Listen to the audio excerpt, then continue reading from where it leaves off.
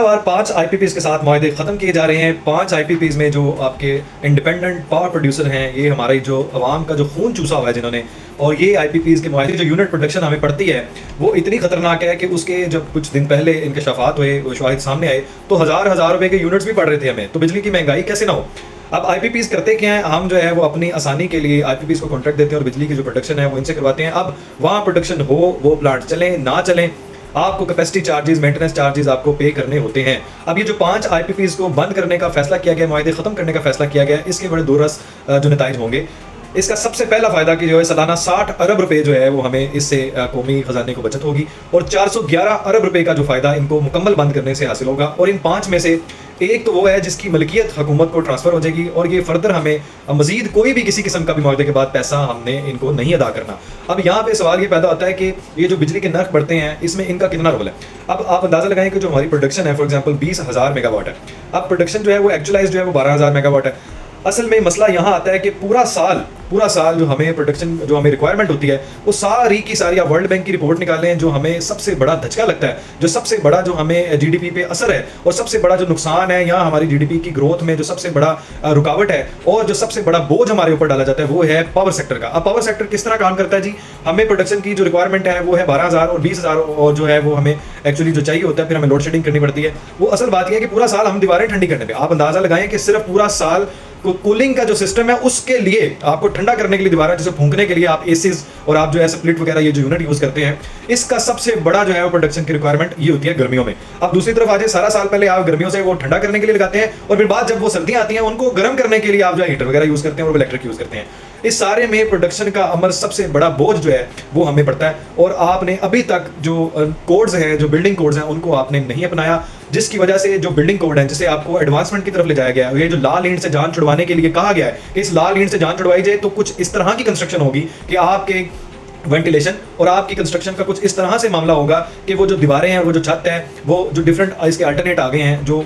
ठंडा रखते हैं और आपकी बिल्डिंग को कुछ इस तरह कंस्ट्रक्ट करते हैं, जो इसलिए आपको बिल्डिंग कोड्स नए मुतारिफ करवाए गए हैं जिसके ऊपर अभी तक अमल नहीं हुआ। अगर वो अपना लिए जाएँ और जो अल्टरनेट हैं जिनका मकसद जो है वो आपकी कूलिंग और ये जो आपकी जो है जैसे इंसुलेशन यूज़ करते हैं, जैसे फायर जो है ना एशेज़ हैं, राइस हस्क है, इस तरह की चीज़ें अगर यूज़ करेंगे मटीरियल में, बिल्डिंग में, तो आपको ये जो जान है ना आपकी इस चीज़ से छूट जाएगी जैसे पूरी दुनिया में यूज़ होती हैं। अब इस सारे से जान छुड़वाने के आईपीपीज़ का जो रोल है वो भी बड़ा है। मैं आईपीपी से हम मुआहदे खत्म करें तो हमें जो फिक्स्ड कॉस्ट पड़ती है, मेंटेनेंस कॉस्ट पड़ती है, ये जो हमें रेंटल कॉस्ट पड़ती है, इससे हमारी जान छूट जाएगी। तो इस तरह जो है कौमी खजाने को, जीडीपी को जो 7.6% ये सिर्फ पावर सेक्टर की तरफ जाता है वो आपका रुक जाएगा। और अल्टीमेटली अभी जो 5 आईपीपी से हम मुआहदा खत्म कर रहे हैं, इससे हमारे बिजली के नर्ख जो हैं वो भी यकीनन उसमें कमी आएगी। अब दूसरी तरफ आए जनाब पाकिस्तान क्रिकेट की सूरत हाल देखने कि एक बार हमने इंडिया से मुल्तान क्रिकेट स्टेडियम में जो है वो तकरीबन 672 रन खाए हैं। अब आज 2024 में हमने इंग्लैंड से मुल्तान स्टेडियम में 800 रन खा लिए। मतलब इस क्रिकेट टीम को सिर्फ आप अरबों रुपया इन पे डाल दें, इनमें इख्तलाफात डाल दें, इनके अंदर कोई बॉन्डिंग नहीं है, इनके अंदर टीम वर्क नहीं है, टांगे खींचने को एक दूसरे के बैठे हुए हैं। 50,000 किस्म के कोचेज हैं, हर किस्म का जो है यहाँ पे ट्रेनर मौजूद है, हम डॉलर्स में पे करते हैं, उसके बावजूद इनकी जो स्पिरिट है वो नहीं है, एक प्लेयर की जो स्पिरिट होती है वो नहीं है, इनमें जो बॉन्डिंग है वो नहीं है, एफिलिएशन नहीं है, आपस में टीम वर्क नहीं है, और सिर्फ नुकसान जो है वो कौमी टीम पूरे पाकिस्तान को हो रहा है। और वो जो शायकीन है, हम जैसे वो लोग जो इसके लिए हर दिन रात जो है वो दुआ को होते हैं और कहते हैं कि इस तरक्की हो, इस टीम की, इसका नाम बने, ये सिर्फ और सिर्फ हमें नीचे और पस्ती की तरफ ले जा रहे हैं। अगर ऐसा ही करना है तो इसकी जो नकवी साहब को, मोहसिन साहब को गुजारिश है, इस टीम को तो फारिग करें, नई एक टीम कुछ लोगों पे बना लें जिनके अंदर कोई ट्रेनिंग करें, जिनके अंदर कुछ है आपस में बिगाड़ के बजाय ये एक सुलझी हुई टीम हो, जिनकी ट्रेनिंग हो, जिनके अंदर स्पिरिट हो, जिनके अंदर जो है वो मोटिवेशन हो, जिनके अंदर आपस में एक बाहमी रजामंदी और इत्तेफाक के साथ काम करने की गुंजाइश मौजूद हो। ईरान ने जो इसराइल की धमकी का जो जवाब दिया है वो उन्होंने कहा पहले 190 जो है वो आपके ऊपर बैलिस्टिक मिसाइल जो दागे थे, और उनका दावा यह है कि इन्होंने जो इनके JF-35 जो हैं वो उनको तबाह किया था, एयर बेसिस पे हमला किया था, उसमें वो 90% कामयाब हुए। जबकि दूसरी तरफ जो इसराइल है वो कहता है कि वो हमने मार गिराए थे और वो कुछ ही थे जो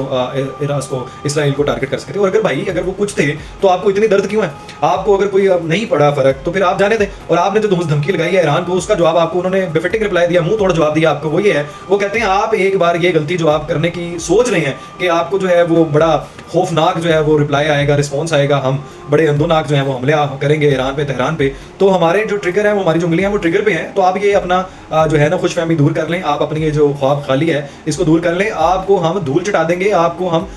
जो है वो मलिया मेट कर देंगे, और हमें किसी की अमेरिका की इजाजत लेने की जरूरत नहीं है। इस बार जो अर्ज है इनकी, जो बॉडी लैंग्वेज है ईरान की, वो बड़ी जो है वो उसके अंदर स्ट्रॉन्ग वो नजर आता है कि उनका बड़ा एक कमिटमेंट नजर आती है कि वो बड़े क्लियर है इस मामले में कि हमने 190 जो दागे थे मिसाइल उसमें जो हमने अचीव किया है, तो अब अगर इसने कोई गलतफहमी रखी अपने लिए इसराइल ने, तो हम इसका मुंह तोड़ जवाब देंगे और इनको धूल चटा देंगे और हवा में उड़ा देंगे इनका सारा निज़ाम। तो ये बड़ी जो अब डिक्लेयर होने के बाद ये जो पावर जो है वो इसको प्रॉपर यूज़ करने के जो है वो अपनी जो दिखा रहे हैं, जो पावर दिखा रहे हैं, कमिटमेंट दिखा रहे हैं, और इस पे वो बड़े क्लियर है कि हमने इस बार ऐसा इनको धूल चटाएंगे, ऐसा इनको हमला करेंगे कि फिर ये कभी भी हिम्मत नहीं करेंगे किसी के ऊपर भी हमले का। जनाब सऊदी वफद जो है वो तकरीबन 130 लोगों पे जो मुश्तमिल आए हैं वफद, इन्होंने एक रेकॉर्ड पे जो हमारा पहले से 25% वफाक और सूबाई हुकूमत का और 50% कैनेडियन का है, तो इसके ऊपर जो उन्होंने अपनी सरमायाकारी का रजामंदी शो की है और वो इसमें करोड़ों डॉलर्स की जो है वो हमें इसका जो है बेनिफिट मिलेगा। तो इसमें एक खुशखबरी ये भी है कि उन्होंने और बहुत से तजारती मुआहदे जो हैं वो हमारे साथ साइन किए हैं, और बहुत से जो हमारी जो एफिलिएशन है सऊदी अरब के साथ और हमारे जो उमरा की अदायगियाँ हैं और बहुत से किस्म की एम्प्लॉयमेंट के जो मौके हैं उन्होंने इस पे